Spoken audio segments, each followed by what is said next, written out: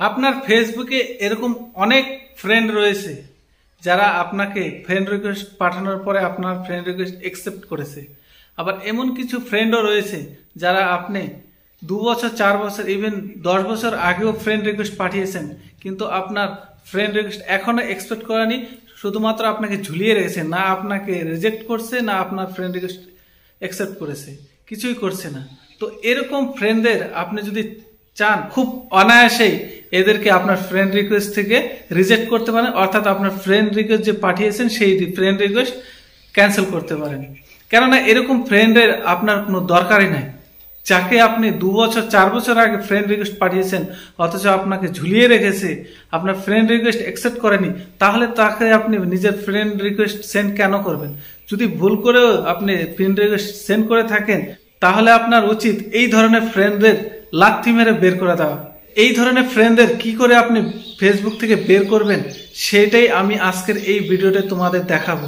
যে ভিডিওটি তোমরা স্টেপ বাই স্টেপ দেখো, কোথাও স্কিপ করবে না, কারণ স্কিপ করলে হয়তো বুঝতে পারবে না, পরে আবার কমেন্ট বক্সে লিখবে যে আমি ভাই বুঝতে পারিনি কি করে হলো। আর ভিডিওটি যদি তোমাদের ইনফরমেটিভ মনে হয় তাহলে অবশ্যই আগে একটা লাইক করে রাখো আর চ্যানেলটি সাবস্ক্রাইব করে রাখো। তাহলে চলো আমি স্টেপ বাই স্টেপ দেখাচ্ছি যে কিভাবে আপনি ওই ধরনের ফ্রেন্ডদের বের করে দিবেন যারা আপনাকে ফ্রেন্ড রিকোয়েস্ট ঝুলিয়ে রেখেছে। এই কাজটি করার জন্য সবার প্রথমে তুমি তোমার ইন্টারনেট কানেকশনটি অন করো, ঠিক আছে?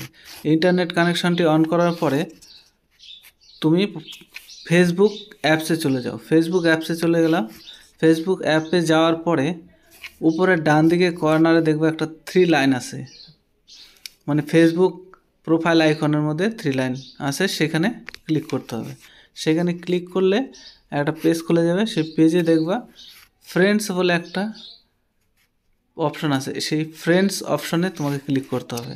ফ্রেন্ডস অপশনে ক্লিক করলে নেক্সট পেজে চলে যাবে। নেক্সট পেজে যাওয়ার পরে দেখো একটা অপশন আছে সি অল বলে একটা লেখা আছে ডান দিকে, এই সি অলে তোমাকে ক্লিক করতে হবে। সি অলে ক্লিক করার সাথে সাথে নেক্সট পেজে চলে যাব এবং নেক্সট পেজে যাওয়ার পরে উপরে ডান দিকে কর্নারে 3 ডট একটা অপশন আছে, এই 3 ডটে ক্লিক করতে হবে।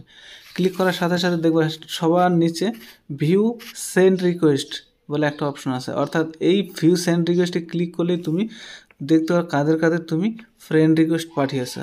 তাহলে এখানে আমি ক্লিক করছি ভিউ সেন্ড রিকোয়েস্টে, দেখো সাথে সাথে চলে আসছে তুমি কাদের কাদের আমি ফ্রেন্ড রিকোয়েস্ট পাঠাইছি। দেখো আমি 876 জন লোককে ফ্রেন্ড রিকোয়েস্ট পাঠাইছি, অথচ এরা আমার ফ্রেন্ড এখনও অ্যাকসেপ্ট করেনি।